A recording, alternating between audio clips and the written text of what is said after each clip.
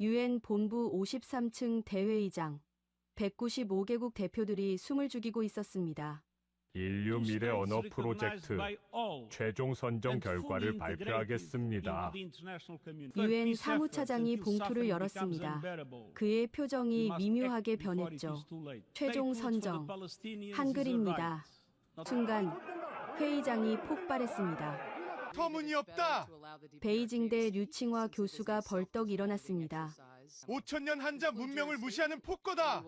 이건 조작이야. 상하이 과학원의 천 박사가 서류를 집어던졌습니다.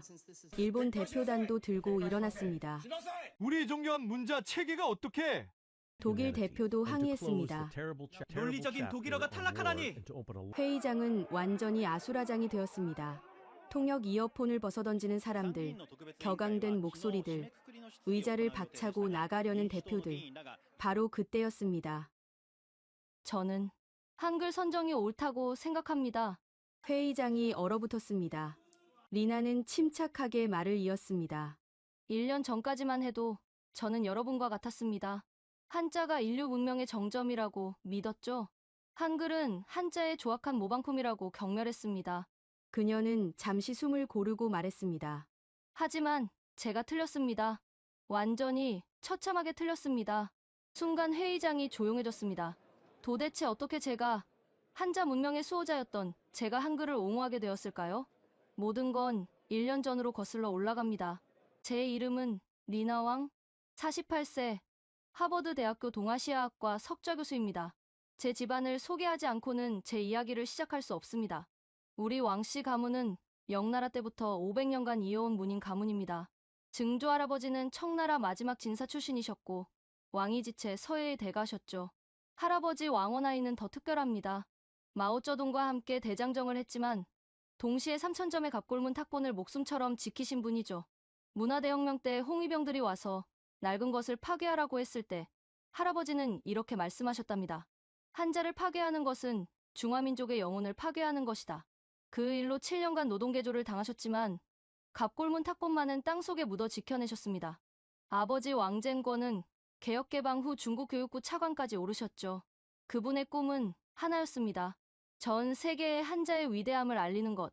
리나야, 내가 해야 할 일은 한자를 지키는 것이 아니라 한자로 세계를 정복하는 것이다. 어머니는 더 엄격했습니다. 제가 3살 때부터 매일 새벽 5시에 일어나 서예 연습을 시키셨죠. 한 획이라도 흐트러지면 마음이 흐트러진 것이다.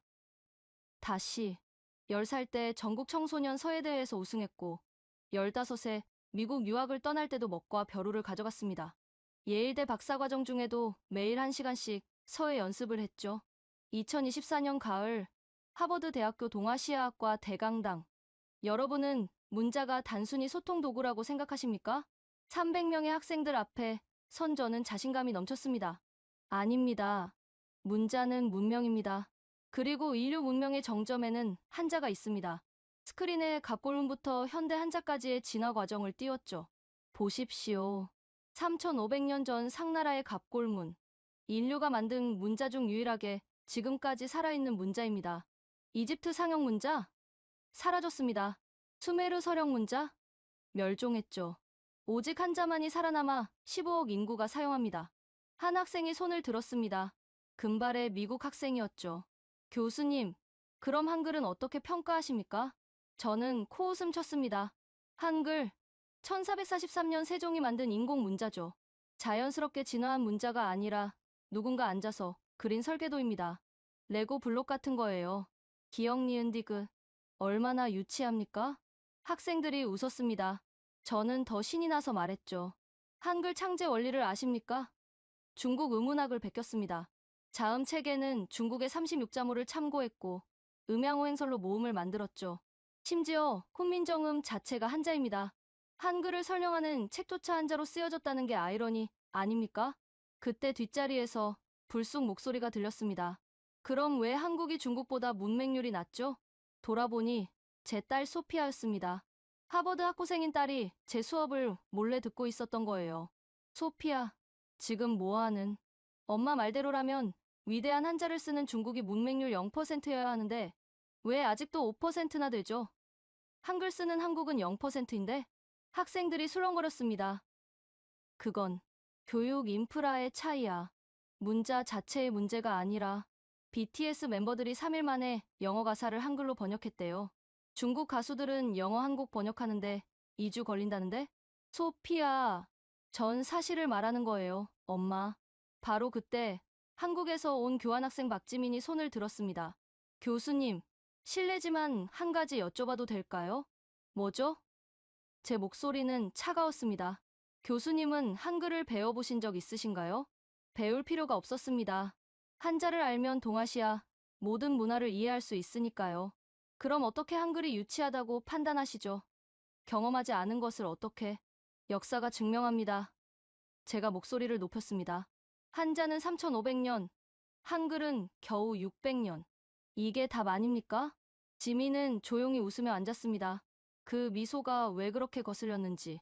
수업이 끝나고 중국계 학생들이 저를 둘러쌌습니다. 교수님 오늘도 명강이었습니다. 한자의 위대함을 다시 한번 깨달았어요. 저희가 중국인인 게 자랑스럽습니다. 하지만 소피아는 멀리서 고개를 저으며 나갔죠. 박지민과 함께 그날 저녁 집에서 큰 싸움이 났습니다. 넌 왜 항상 내 권위에 도전하니? 엄마는 왜 항상 과거에만 매달려요? 한자가 위대했던 건 과거예요. 미래는 달라요. 너 설마 그 케이팝 때문에 그러는 거니? 소피아가 한숨을 쉬었습니다. 엄마, 제 룸메이트 한국인 친구는 프로그래밍 할 때 한글로 주석 달아요. 중국인 친구보다 3배 빨라요. 이게 현실이에요. 그딴 게 무슨 의미가. 엄마가 직접 한국 가서 확인해보면 안 믿을 거예요? 사실 제가 한자에 집착하는 이유는 가문의 전통 때문만이 아니었습니다. 3년 전 베이징 인민대회당 시진핑 주석이 직접 저를 불렀습니다. 왕, 교수, 미국에서 중화문화를 지켜주어 감사합니다. 영광입니다. 주석님, 한자 세계화 프로젝트를 맡아주시겠습니까? 2025년까지 전 세계 50개국에 한자를 보급하는 것이 목표입니다. 연간 예산 100억 위안. 제가 총괄 책임자가 되었죠. 1년간 미친 듯이 일했습니다. 아프리카 20개국의 공자학원 설립, 유럽 대학들과 한자 교육 MOU 체결, 할리우드와 합작으로 한자 다큐멘터리 제작. 성과는 놀라웠습니다. 전 세계 한자 학습자가 30% 증가했죠. 교육부의 저우 차관은 저를 한자 전도사라고 불렀습니다. 리나 교수 덕분에 중화문명이 세계로 뻗어나가고 있습니다. 곧 영어를 제치고 한자가 세계 공용어가 될 겁니다. 그런 제가 어떻게 한글 따위에 무릎을 꿇을 수 있겠습니까? 일주일 후 유엔으로부터 이메일이 왔습니다. 인류 미래 언어 프로젝트 중국 대표단 수석 자문관 초청. 프로젝트 설명을 읽으며 저는 흥분했습니다. 드디어 한자의 우수성을 세계에 증명할 기회가 온 것이죠. 베이징에 보고하자 즉각 반응이 왔습니다. 리나 교수, 이것은 국가의 명운이 걸린 일입니다. 반드시 한자가 선정되도록 하십시오. 외교부 장관에 직접 전하였죠. 첫 회의는 2024년 10월 뉴욕 유엔 본부에서 열렸습니다. 2050년 인류는 화성의 도시를 건설할 것입니다. 유엔 사무차장이 개회사를 했죠. AI는 인간을 넘어설 것이고 뇌 컴퓨터 인터페이스가 상용화될 것입니다. 그런 미래에 가장 적합한 언어 체계를 찾는 것이 이 프로젝트의 목표입니다. 저는 자신만만했습니다. 당연히 한자가 선정될 거라고 확신했죠. 그런데 MIT의 데이비드 김 교수가 첫 발표를 시작했을 때 저는 불안해지기 시작했습니다. 각 언어로 GPT-5를 훈련시킨 결과입니다. 스크린에 그래프가 떴습니다.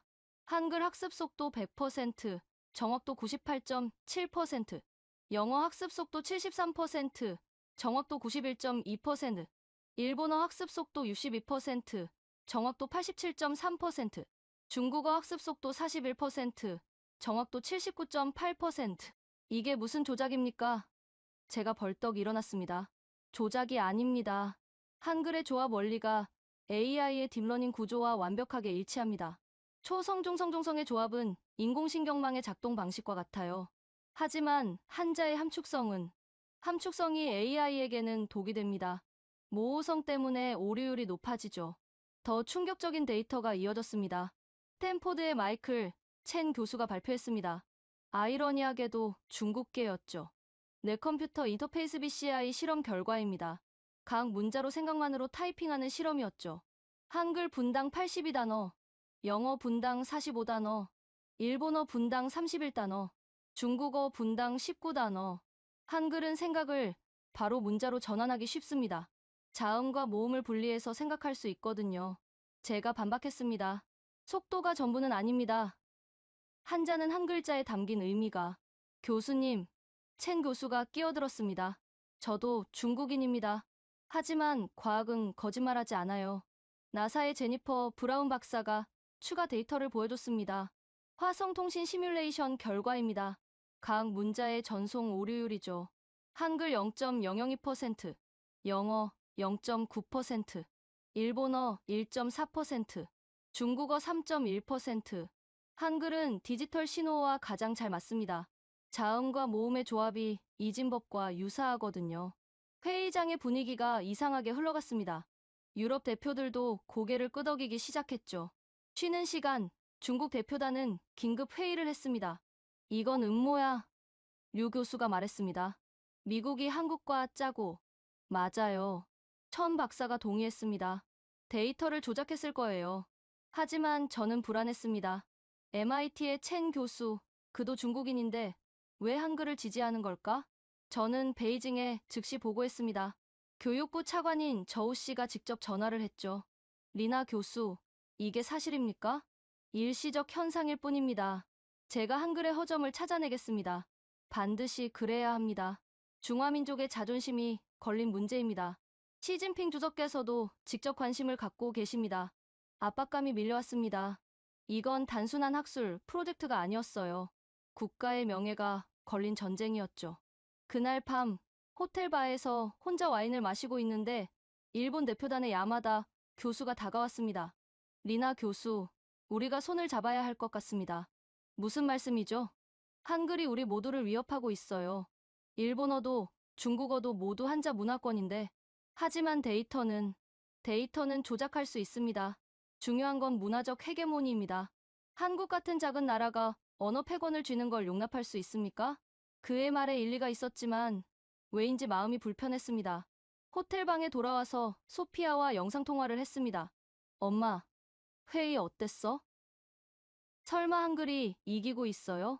제 표정을 본 소피아가 웃음을 터뜨렸습니다. 엄마, 인정해요. 한글이 더 과학적이에요. 소피아, 넌 도대체 누구 편이니? 전 진실 편이에요. 엄마도 한국 가서 직접 확인해봐요. 좋아. 일주일이면 충분해. 한글의 한계를 직접 증명하고 올게. 그런데 소피아가 뜻밖의 말을 했습니다. 엄마, 외할머니가 쓰신 일기 본 적 있어요? 엄마 일기. 왜? 아니에요. 그냥 언젠가 한번 읽어보세요. 이상한 말이었지만 그때는 대수롭지 않게 넘겼습니다. 다음 날 회의에서 저는 선언했습니다. 저는 한국에 직접 가서 한글을 연구하겠습니다. 모두가 놀랐죠. 한국 대표단의 김수연 교수가 물었습니다. 리나 교수님이 한국에 오신다고요? 네. 한글의 실체를 직접 확인하겠습니다. 일주일이면 충분할 겁니다. 중국 대표단은 박수를 쳤습니다. 리나 교수가 한글의 허구성을 밝혀낼 겁니다. 가짜는 결국 드러나게 되어 있죠. 하지만 김수연 교수는 미소를 지었습니다. 환영합니다. 일주일 후 교수님의 생각이 바뀔 겁니다. 그럴 일은 없을 겁니다. 2024년 11월 15일 저는 인천공항행 비행기에 올랐습니다. 13시간의 비행 동안 저는 계속 생각했죠. 어떻게든 한글의 약점을 찾아내고야 말겠어. 하지만 일주일 후 저는 완전히 다른 사람이 되어 있을 거라고는 꿈에도 몰랐습니다. 창밖의 구름을 보며 저는 중얼거렸습니다. 한자는 영원하다. 그 무엇도 5천년 역사를 이길 수는 없어. 정말 그럴까요? 곧 저는 충격적인 진실과 마주하게 됩니다. 2024년 11월 16일 인천국제공항 13시간의 비행 끝에 도착한 한국.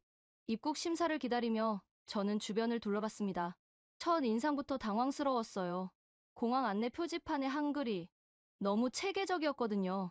입국 심사, 세관, 환승. 한글을 전혀 모르는 저도 패턴이 보였습니다. 시옷이 반복되고 기억이 반복되고 마치 수학 공식처럼 규칙적이었죠. 설마 이게 우연일까? 수화물을 찾으며 한국인 직원에게 물었습니다. Excuse me. 한글. Difficult. 젊은 여직원이 밝게 웃으며 답했어요. 놀랍게도 중국어로. 니하오. 한글은 쉬워요. 제가 중국에서 온 교포인데 한국 와서 일주일 만에 한글 배웠어요. 일주일? 不可能. 불가능해. 진짜예요. 제 할머니는 75살에 한글 배우셨는데 3일 만에 문자 보내세요. 농담인 줄 알았습니다. 한자는 평생 배워도 다 모르는데 3일? 공항 라운지에서 커피를 마시며 주변을 관찰했습니다. 충격적인 장면을 목격했죠. 중국인 관광객 단체가 있었는데 가이드가 한글을 가르치고 있었어요. 중국어로요. 여러분, 한글은 정말 간단합니다. 이응은 이응, 아는 아, 합치면 아. 자, 따라해보세요. 30명의 중국인들이 가나다라를 따라 읽었습니다. 불과 10분 만에 한 아주머니가 신기해하며 말했어요. 아이야, 这比拼音还简单啊. 어머, 이거 병원보다 더 쉽네. 저는 속으로 중얼거렸습니다. 세뇌당한 거야. 다들 세뇌당한 거라고. 이화여대로 향하는 택시 안. 기사님이 먼저 말을 걸었습니다. 중국에서 오셨어요? 네. 어떻게 아셨죠?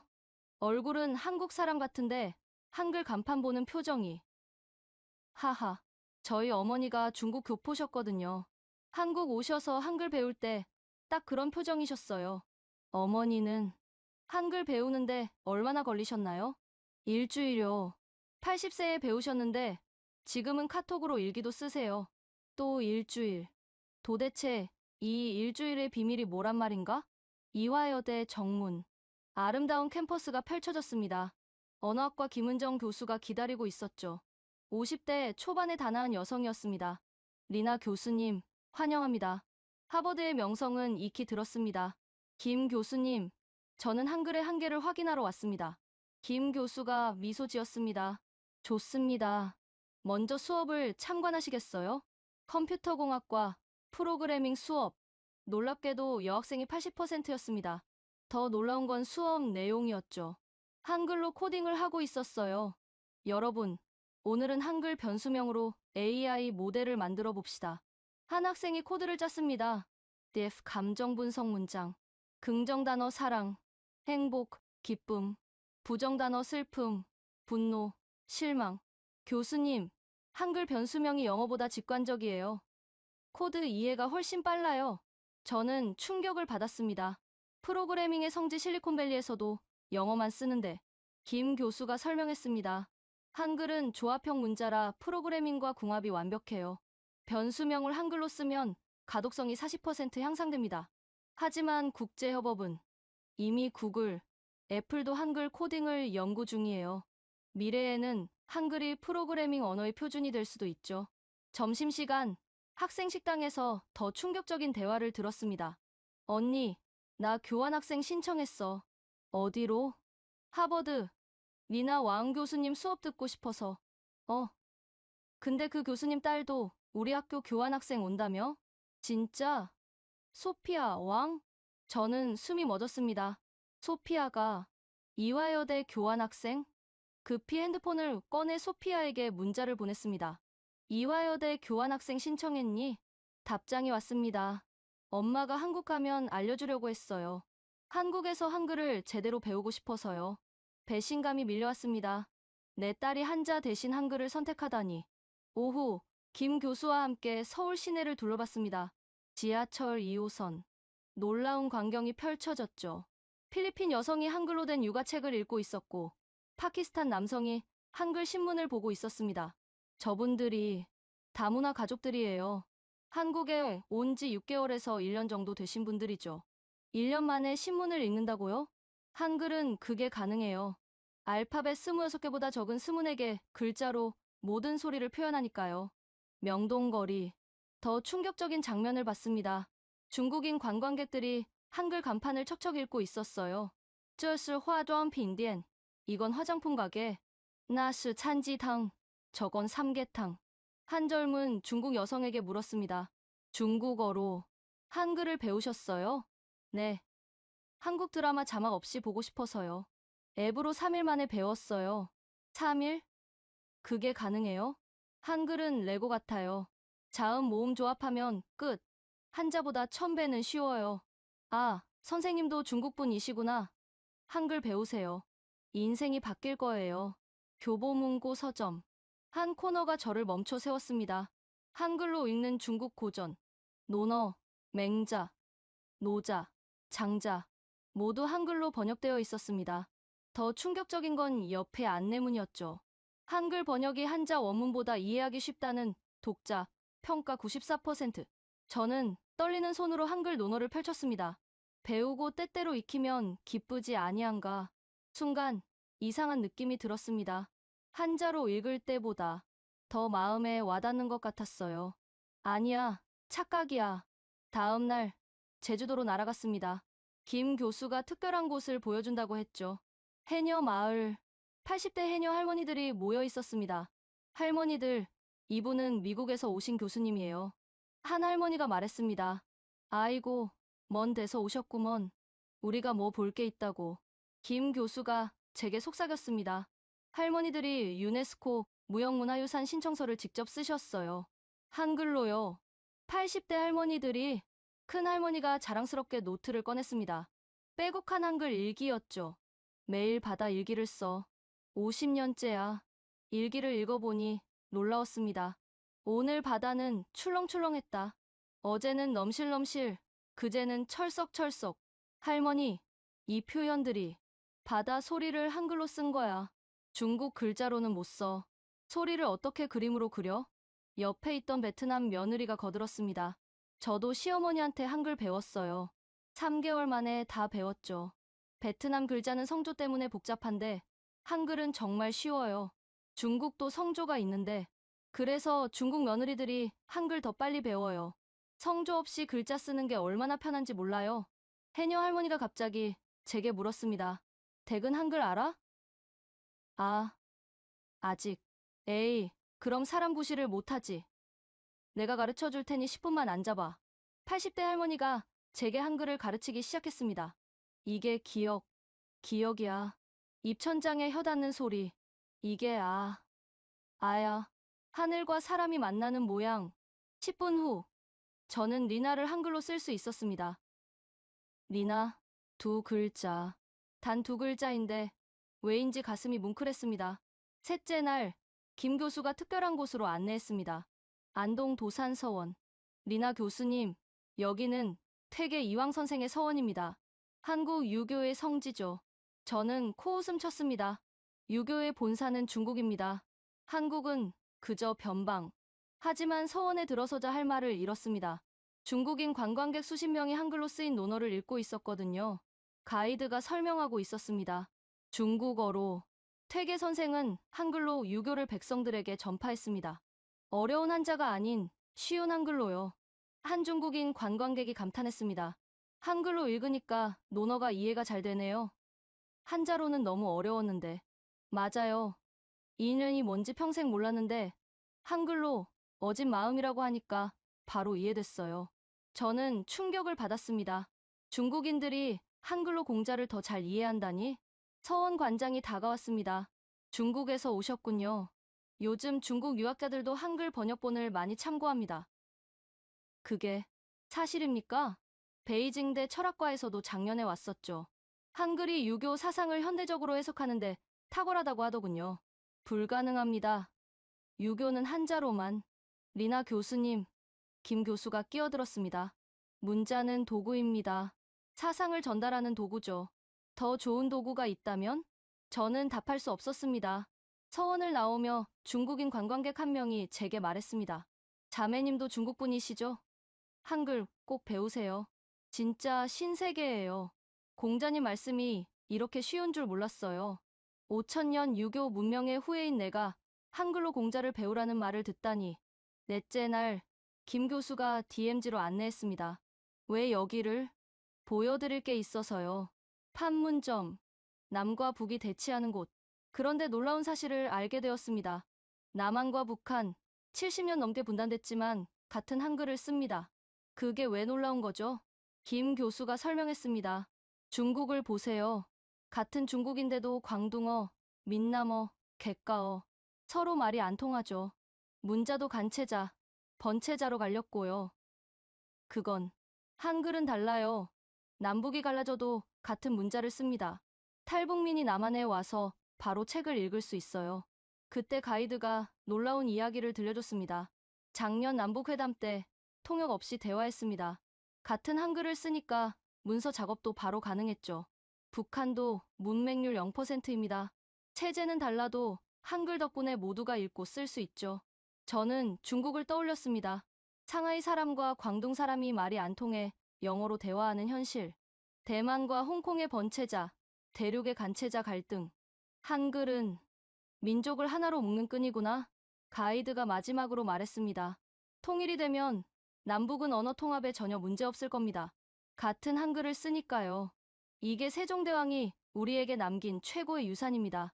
DMZ를 나오며 저는 깊은 생각에 빠졌습니다. 문자가 단순한 도구가 아니라 민족의 정체성이자 통합의 도구가 될 수 있다는 것을. 제주도 호텔. 혼자 남은 저는 한글 공부를 시작했습니다. 이건 적을 알기 위한 공부야. 스마트폰 앱을 다운받았습니다. 한글 3일 마스터. 첫 화면이 떴습니다. 한글은 세종대왕이 백성을 사랑하는 마음으로 만든 글자입니다. 감성팔이군. 하지만 30분 후 저는 충격을 받았습니다. 자음 14개, 모음 10개, 단 24개의 부호로 1172개의 소리를 만들 수 있다니. 한자는 기본 3000자를 외워도 신문을 겨우 읽는 수준. 이건 말이 안 돼. 1시간 후 저는 한글로 문장을 쓰고 있었습니다. 나는 리나입니다. 5000년 한자 교육을 받은 내가 단 1시간 만에 다른 문자로 문장을 쓰다니. 베이징에 보고해야 했습니다. 저우 차관님, 상황이 복잡합니다. 무슨 일입니까? 한글이 생각보다 체계적입니다. 더 연구가 필요합니다. 리나 교수, 우리가 보낸 이유를 잊었습니까? 아닙니다. 하지만 적을 이기려면 적을 제대로 알아야 합니다. 3일만 더 주십시오. 전화를 끊고 저는 거울을 봤습니다. 거울 속 제 모습이 낯설었어요. 평생 한자만 옳다고 믿었던 제가 한글 노트를 들고 있었으니까요. 창밖으로 제주 바다가 보였습니다. 해녀 할머니 말처럼 바다는 출렁출렁하고 있었습니다. 한자로는 절대 표현할 수 없는 그 생생한 소리가. 5째 날, 수원 삼성 디지털 시티. 리나 교수님, 제가 오늘 보여드릴 것은 충격적일 겁니다. 안내하는 사람은 박지은 박사. 39세 여성 수석 연구원이었습니다. MIT 출신으로 삼성의 AI, 반도체 설계를 총괄하고 있었죠. 박 박사님은 여성이시네요. 삼성 연구소의 40%가 여성입니다. 한글 덕분이죠. 한글 덕분이라니?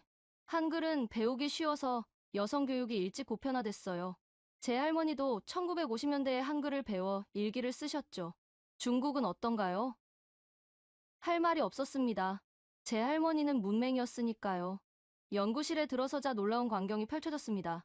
벽면 가득한 스크린에 한글 코드가 빼곡했죠. 이게 전부 한글인가요? 네, 갤럭시 AI의 핵심 코드입니다. 한글로 짜면 영어보다 40% 빠르고 중국어보다 70% 효율적이에요. 불가능해요. 프로그래밍은 영어가. 박 박사가 직접 시연했습니다. if 감정 분석 문장, if 사랑 in 문장, return 긍정, elif 슬픔 in 문장, return 부정. 보세요.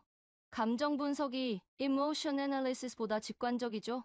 중국어 진간分析는 타이핑도 오래 걸리고요. 더 충격적인 사실을 알려줬습니다. 화웨이 엔지니어들도 비밀리에 한글 코딩을 배웁니다. 뭐라고요? 작년에 화웨이 직원 30명이 몰래 연수 왔었어요. 한글 프로그래밍을 배우러요. 중국 정부는 모르는 일이죠. 증거를 보여줬습니다. 화웨이 내부 문서였는데 한글 주석이 가득했습니다. 이 부분 최적화 필요, 버그 수정 완료 성능 30% 개선. 이건 리나 교수님, 현실을 인정하세요. 미래는 이미 한글을 선택했습니다. 그때 연구실 문이 열렸습니다. 젊은 여성 연구원이 들어왔는데 엄마? 소피아였습니다. 소피아? 내가 왜 여기에? 인턴십 하고 있어요. 삼성과 하버드 공동 연구 프로젝트요. 박 박사가 웃으며 말했습니다. 소피아는 저희 팀 최고의 인재예요. 한글 코딩 실력이 놀라워요. 배신감과 충격이 동시에 밀려왔습니다. 오후, LG 사이언스 파크. 리나 교수님, 저희가 개발한 감정인식 AI를 보여드리겠습니다. 안내하는 사람은 최유진 박사. 역시 여성 과학자였습니다. 각 언어로 학습시킨 AI의 감정 인식률입니다. 스크린에 그래프가 떴습니다. 한글 AI 97.3%, 영어 AI 82.1%, 일본어 AI 79.8%, 중국어 AI 71.2%. 왜 이런 차이가? 한글은 감정을 표현하는 의성어, 의태어가 극도로 발달했어요. 보세요. 화면에 한글 단어들이 나타났습니다. 울다 엉엉, 훌쩍, 으앙, 질질, 왈칵, 그렁그렁, 글썽글썽, 웃다 하하, 호호, 낄낄, 키득키득, 빙긋, 씩, 배시시. 중국어로는 쿠와 셔 정도죠. 감정의 미세한 차이를 구별 못해요. 실험을 직접 보여줬습니다. 한국 드라마 한 장면을 AI에게 분석시켰습니다. 한글 AI 주인공은 울컥하는 감정을 느끼고 있습니다. 슬픔 70%, 감동 30%의 복합 감정입니다. 중국어 AI 주인공이 슬프다. 보셨죠? 한글 AI는 감정의 뉘앙스까지 잡아냅니다. 그때 최 박사가 의미심장한 말을 했습니다. 소피아 왕이 이 프로젝트 공동 연구원이에요. 또 소피아? 네, 중국계 미국인으로서 한글의 우수성을 가장 잘 아는 사람이죠. 어머니와 달리. 그 말이 가슴에 박혔습니다. 여섯째 날, 광주. 왜 여기를 가야 하죠? 김 교수가 진지하게 답했습니다. 문자와 민주주의의 관계를 보여드리려고요. 5.18 민주화운동 기록관. 수만 권의 기록이 보존되어 있었습니다.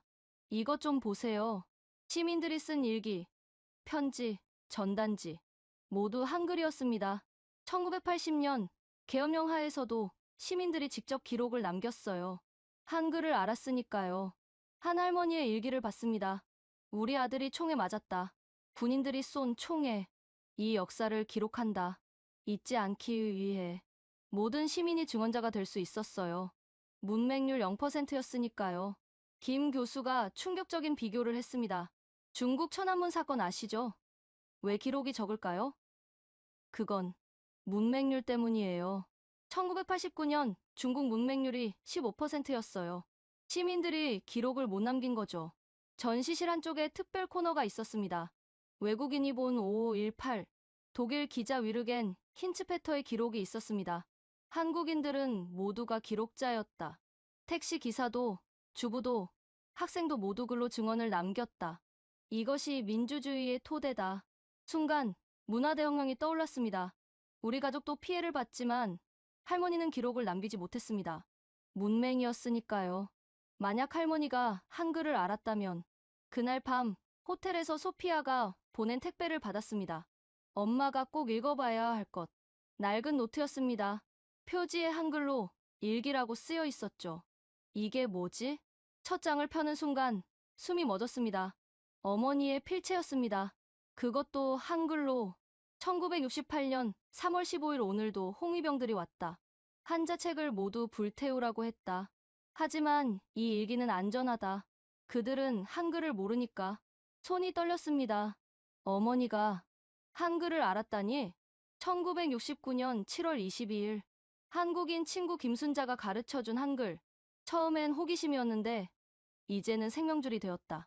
한글로만 진실을 쓸 수 있다. 한자는 감시받지만 한글은 자유롭다.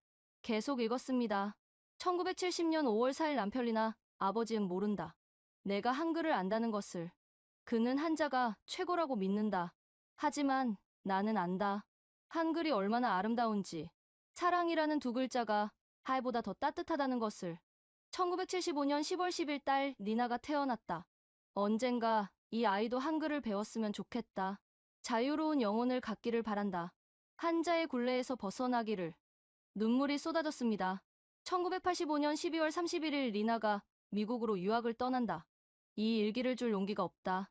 언젠가 스스로 깨닫기를 바란다. 한글의 아름다움을, 그리고 자유를. 일기장을 덮고 저는 오열했습니다. 어머니도 알고 있었던 거예요. 한글의 가치를 단지 그 시대가 그 환경이 허락하지 않았을 뿐. 소피아가 문자를 보냈습니다. 외할머니는 돌아가시기 전에 저에게 이 일기를 주셨어요. 엄마가 준비되면 전해달라고. 이제 엄마가 준비된 것 같아요. 일곱째 날 오전, 대전 카이스트. 리나 교수님, 이건 극비입니다. 양자 컴퓨터 연구소장 정혜원 박사가 속삭였습니다. 또 여성 과학자였죠. 양자 컴퓨터 프로그래밍에서 한글이 최적이라는 걸 발견했습니다. 양자 컴퓨터와 한글이 무슨 관계가? 양자 상태는 0과 1이 동시에 존재하죠. 한글의 초성, 중성, 종성 조합과 완벽히 맞아떨어져요. 시연을 보여줬습니다. 큐비트 상태를 한글로 표현하면 이렇습니다. 기억 0, 1, 가 0일 중첩 상태. 이건 IBM도 이미 한글 기반 양자 언어를 개발 중이에요. 그리고 정 박사가 목소리를 낮췄습니다. 중국 칭화대 학생 5명이 작년에 비밀리에 여기 왔었어요. 한글 양자 프로그래밍을 배우러요. 칭화대가요? 네. 중국 최고 공대생들도 인정한 거죠. 한글이 미래 기술의 핵심이라는 걸. 오후, 경주. 리나 교수님, 여기는 신라시대 첨문대입니다. 첨성대 앞에서 김 교수가 설명했습니다. 신라는 이두를 썼죠. 한자를 빌려 한국어를 표기하려 했어요. 하지만 한계가 있었죠. 그때 중국인 관광객 무리가 지나갔습니다. 가이드가 중국어로 설명하고 있었어요. 만약 그때 한글이 있었다면 신라의 기록이 더 많이 남았을 겁니다. 한 중국인 관광객이 말했습니다. 맞아요. 당나라도 한자 때문에 평민들 기록이 없잖아요. 한글 같은 게 있었다면 중국 역사가 더 풍부했을 텐데. 또 다른 관광객이 덧붙였습니다. 우리 아이가 한국 유학 중인데 한글 배운 후로 성적이 올랐대요. 논리적 사고가 좋아졌다고. 진짜요? 우리 아이도 보낼까? 중국인들이 한글 교육을 위해 자녀를 한국에 보낸다니. 1000년 전 신라가 중국에서 한자를 배우러 갔는데 이제는 반대가 된 것입니다. 역사의 아이러니였죠. 일곱째 날 서울 대림동 차이나타운. 혼자 찾아갔습니다. 정리가 필요했어요. 중국 음식점에서 만난 화교 2세 왕메이 씨. 저도 왕 씨네요. 리나입니다. 반가워요. 하버드 교수님이시죠? 소문 들었어요. 소문이요? 한자 우월주의자가 한국에 와서 한글을 배운다고.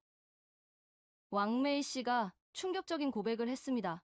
우리 화교 2세, 3세들은 다 한글을 먼저 배워요. 왜요? 살아남으려면요. 한자만으로는 한국 사회에 적응 못해요. 아이들은 한글로 교육받고 집에서만 중국어 써요. 하지만 정체성? 우리 아이는 이렇게 말해요. 나는 한글로 꿈꾸는 중국인이라고. 다른 화교들도 비슷한 이야기를 했습니다. 중국 정부는 모르지만 우리는 한글이 미래라고 생각해요. 한자는 뿌리지만 한글은 날개예요. 우리 아이들에게는 2개의 무기를 주고 싶어요. 한자의 깊이와 한글의 속도. 대림동을 나오며 저는 완전히 다른 사람이 되어 있었습니다. 일주일 전에 오만했던 리나는 사라졌어요. 이제 저는 알았습니다. 한글은 한자를 위협하는 적이 아니라 인류가 함께 가져가야 할 또 하나의 보물이라는 것을. 2024년 11월 23일 뉴욕 UN 본부. 일주일 만에 돌아온 회의장. 모든 시선이 저에게 쏠렸습니다. 중국 대표단이 벌떡 일어났죠. 리나 교수, 드디어 돌아왔군요. 류 교수가 반겼습니다. 한글의 한계를 확인했겠죠? 천 박사가 기대에 찬 눈으로 물었습니다. 저는 침묵했습니다. 가방 속 어머니의 일기장이 무겁게 느껴졌죠. 리나, 왜 대답이 없소? 류 교수의 목소리가 날카로워졌습니다. 저는 생각할 시간이 필요합니다. 생각? 무슨 생각? 설마 한글에 넘어간 건 아니겠지? 중국 대표단의 표정이 굳었습니다. 베이징대 왕 교수가 다가왔습니다. 한글을 제일 격렬하게 반대했던 그 사람이죠. 리나 교수, 일주일 동안 무엇을 봤습니까? 많은 것을, 너무 많은 것을 봤습니다. 구체적으로 말하시오. 저는 천천히 말했습니다. 한국의 문맹률 0%, 80세 할머니도 스마트폰으로 글을 씁니다. 그게 뭐가 대단한지. 중국 농촌 문맹률이 아직 8%입니다. 21세기에 회의장이 조용해졌습니다. 그리고 중국인들이 한글을 배우고 있습니다. 자발적으로. 뭐라고? 왕 교수가 버럭 소리쳤습니다. 명동에서, 제주도에서, 심지어 공자의 고향 산둥성 사람들도 한글을 배웁니다. 한국 드라마를 자막 없이 보려고. 그건 일시적 유행일 뿐이요. 하지만 제 눈빛은 흔들리지 않았습니다. 한국 대표 김수연 교수가 조용히 물었습니다. 리나 교수님, 일주일이면 충분하다고 하셨죠. 이제 결론을 내리셨나요? 저는 아직 대답할 수 없었습니다. 마음속에서 두 개의 목소리가 싸우고 있었으니까요. 5천년 한자 문명의 후예 위스, 어머니가 꿈꾸던 자유. 점심시간, 중국 대표단 단독 회의. 리나, 정신 차려. 류 교수가 테이블을 쳤습니다. 베이징에서 직접 지시가 내려왔어. 무슨 수를 써서라도 한글을 막으라고. 천 박사가 태블릿을 보여줬습니다. 교육부 장관님 메시지야. 리나 교수가 배신하면 모든 지원을 끊겠다고 하셨어. 그리고 왕 교수가 음흉하게 웃었습니다. 딸 소피아가 중국계 미국인이라는 것 잊지 마시오. 무슨 뜻입니까? 소피아의 미래를 생각해야지. 중국 정부가 적으로 돌리면 협박이었습니다. 하버드 교수직도 위험할 거요. 중국 정부 지원금이 끊기면 사실이었습니다. 제 연구실 예산의 60%가 중국 정부 지원이었죠. 그때 일본 대표 야마다 교수가 들어왔습니다. 중국 측과 공조하고 싶습니다. 오, 좋소. 류 교수가 반겼습니다. 한자 문화권이 힘을 합치면 한글 따위는. 하지만 저는 계속 침묵했습니다. 머릿속에 해녀 할머니의 말이 맴돌았어요. 한글은 소리를 그대로 쓰는 거야. 자유로운 거지. 그리고 어머니의 일기. 한글은 자유다. 오, 회의가 시작되자 예상치 못한 영상이 틀어졌습니다. 첫 번째는 실리콘밸리에서 온 메시지였습니다. 안녕하세요. 저는 에릭 황, 스움의 CEO입니다. 중국계 미국인 CEO였죠. 저희 회사는 한글을 공식 개발 언어로 채택했습니다. 중국어보다 40% 효율적입니다. 중국 대표단이 술렁거렸습니다. 이어서 엔비디아의 젠슨 황, AI 칩 설계에 한글 주석을 사용합니다. 중국 엔지니어들도 한글을 배우고 있습니다. 배신자들, 왕 교수가 중국어로 욕했습니다. 두 번째 영상은 대만에서 왔습니다. TSMC 회장이 직접 나왔죠. 우리는 한글 도입을 진지하게 검토 중입니다. 특히 반도체 설계 문서에서 대만까지. 류 교수가 절망적인 표정을 지었습니다. 세 번째는 홍콩 대학생들이었습니다. 우리는 한글로 민주주의를 배웠습니다. 한글로 쓴 자유의 메시는 검열을 피할 수 있었어요. 2019년 시위 때 한글로 소통했습니다. 중국 공안이 해독하지 못했거든요. 중국 대표단은 충격에 빠졌습니다. 네 번째는 싱가포르였습니다. 리콴유 재단 이사장이 나왔습니다. 다민족 국가 싱가포르는 한글을 제2공용어로 검토 중입니다. 중국어, 말레이어, 타밀어를 모두 아우를 수 있는 중립적 문자입니다. 그때 메인 스크린에 익숙한 얼굴이 떴습니다. 빌 게이츠였습니다. 안녕하세요. UN 여러분. 회의장이 술렁거렸습니다. 마이크로소프트는 한글 기반 새 운영체제를 개발 중입니다. 프로젝트명 세정입니다. 폭탄 선언이었죠. 한글은 디지털 시대의 완벽한 문자입니다. 특히 AI와 양자 컴퓨터 시대에. 그는 계속했습니다. 중국도 한글을 배워야 합니다. 과거의 자존심 때문에 미래를 놓치지 마세요. 그리고 충격적인 한마디. 저도 한글을 배우고 있습니다. 일주일째인데 이미 읽고 쓸 수 있습니다.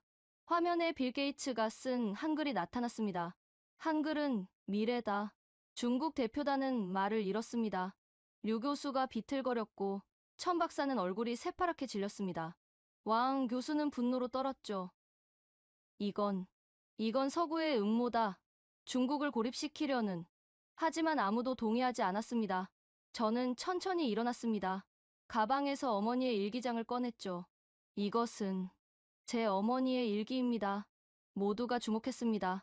1968년부터 1985년까지 문화대혁명 시기에 쓰신 거죠. 류 교수가 냉소했습니다. 그게 지금 무슨 상관이. 한글로 쓰여 있습니다.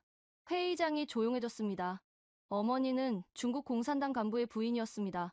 하지만 한글로 일기를 쓰셨죠. 왜일까요? 제가 일기장을 펼쳤습니다. 한자는 감시받지만 한글은 자유롭다. 어머니의 말씀입니다. 중국 대표단이 경악했습니다. 리나, 무슨 짓을. 진실을 말할 때가 왔습니다. 저는 심호흡을 했습니다. 제가 한국에서 일주일 동안 본 것은 충격 그 자체였습니다. 한글은 단순한 문자가 아니었습니다.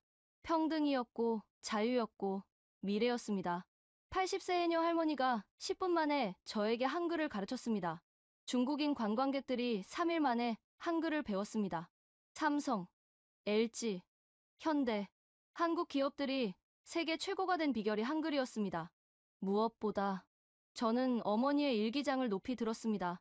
어머니도 알고 계셨습니다. 한글이 인류의 미래라는 것을. 이제 저도 인정합니다. 한글은 인류가 선택해야 할 미래 문자입니다. 중국 대표단이 벌떡 일어났습니다. 배신자, 왕 교수가 소리쳤습니다. 조국을 팔아먹은 매국노. 하지만 저는 담담했습니다. 저는 중국을 배신한 게 아닙니다. 진실을 선택한 것뿐입니다. 그리고 모두를 둘러보며 말했습니다. 이제 제가 한국에서 직접 경험한 모든 것을 말씀드리겠습니다. 그때 예상치 못한 일이 벌어졌습니다. 지금까지 침묵하던 북한 대표가 일어났습니다. 잠시만요. 모두가 놀라 돌아봤죠.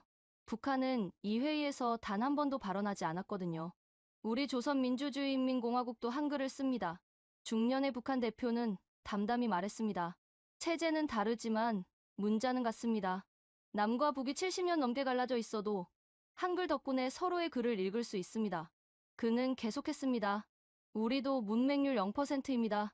가장 어려운 산골 마을 농민도 글을 읽고 씁니다. 한글이 있었기에 가능했습니다. 언젠가 통일이 되면 언어 통합에는 아무 문제가 없을 것입니다. 이것이 세종대왕이 우리 민족에게 준 가장 큰 선물입니다. 중국 대표단은 더욱 당황했습니다. 북한마저. 저는 스마트폰을 꺼냈습니다. 어제 딸에게서 온 메시지입니다. 화면을 보여줬습니다. 한글로 쓰여 있었죠. 엄마, 자랑스러워요. 진실을 선택한 엄마가 소피아는 말했습니다. 엄마, 우리 세대는 한글로 코딩하고 한글로 소통해요. 이게 우리의 미래예요. 저는 중국 대표단을 바라봤습니다. 우리가 지켜야 할 것은 5천년 자존심입니까? 아니면 우리 아이들의 미래입니까? 저는 딸의 미래를 선택합니다. 그리고 그 미래에는 한글이 있습니다. 마지막으로 어머니의 일기 한 구절을 읽었습니다. 언젠가 내 딸이 자유롭게 생각하고 표현할 수 있기를, 한글처럼 자유로운 영혼을 갖기를. 어머니의 소원을 이제야 이루게 되었습니다. 제 증언이 끝나자 회의장은 무거운 침묵에 빠졌습니다. 그때 예상치 못한 사람이 일어났습니다. 중국 대표단의 막내 32살 장 링 박사였죠. 저도 한 말씀 드리겠습니다. 왕 교수가 제지했습니다. 장 박사, 자네가 무슨. 저는 MIT에서 공부했습니다. 그곳에서 한글을 배웠죠. 중국 대표단이 경악했습니다. 제 논문 초고는 한글로 썼습니다. 중국어보다 논리 전개가 명확했거든요.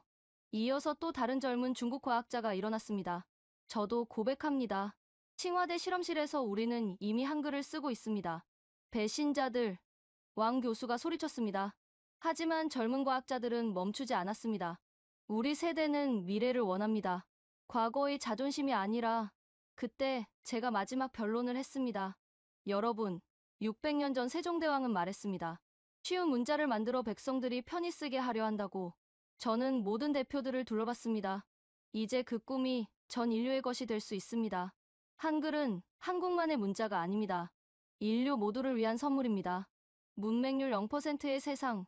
모든 아이가 일주일 만에 읽고 쓸 수 있는 세상. AI와 인간이 효율적으로 소통하는 세상. 그 세상의 열쇠가 바로 한글입니다. UN 사무총장이 의사봉을 들었습니다. 투표를 시작하겠습니다. 전자투표가 시작되었습니다. 195개국 대표들이 버튼을 눌렀죠. 실시간으로 숫자가 올라갔습니다. 한글 10점, 30점, 50점, 80점, 100점, 120점. 왕 교수가 믿을 수 없다는 표정으로 화면을 봤습니다. 한글 147표, 중국어 23표, 일본어 15표, 기타 10표. 압도적이었습니다. 그런데 놀라운 일이 벌어졌습니다. 왕 교수가 눈물을 흘리기 시작한 거예요. 제가 틀렸습니다. 왕 교수의 고백에 모두가 놀랐습니다. 사실 저도 알고 있었습니다. 제 손녀가 한국 유튜브를 보면서 한글을 배웠거든요.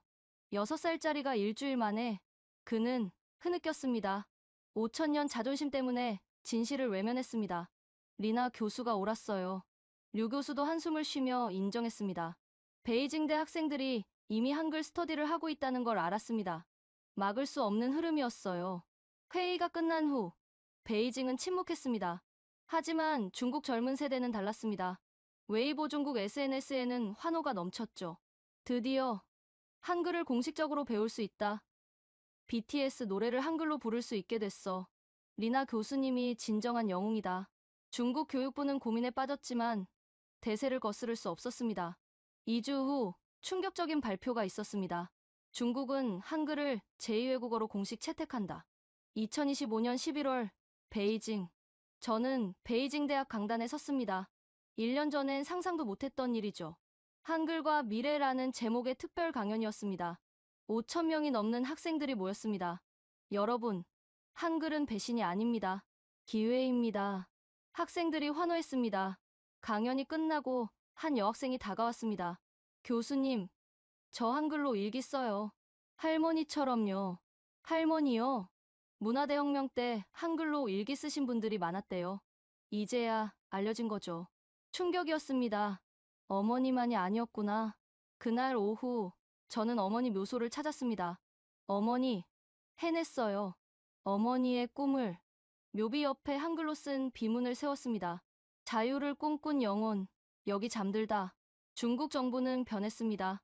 초등학교 3학년부터 한글 교육 의무화. 알리바바는 한글 코딩 아카데미 설립. 텐센트는 한글 메신저 출시.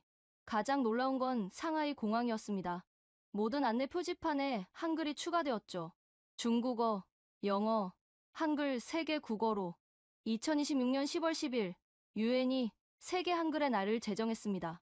뉴욕 타임스퀘어 전광판에 한글이 떴죠. 한글, 인류를 하나로. 그날 발표된 통계는 놀라웠습니다. 전 세계 한글 학습자 10억 명 돌파. 한글 사용 국가 87개국. 기업 한글 도입률 45%. 나사는 화성 탐사선의 모든 인터페이스를 한글로 통일했습니다. 한글이 우주 시대의 표준 문자가 될 것이라고 발표했죠. 그리고 그해 12월 기적이 일어났습니다. 소피아가 노벨 물리학상을 받은 거예요. 한글 기반 양자 컴퓨터 알고리즘 개발로.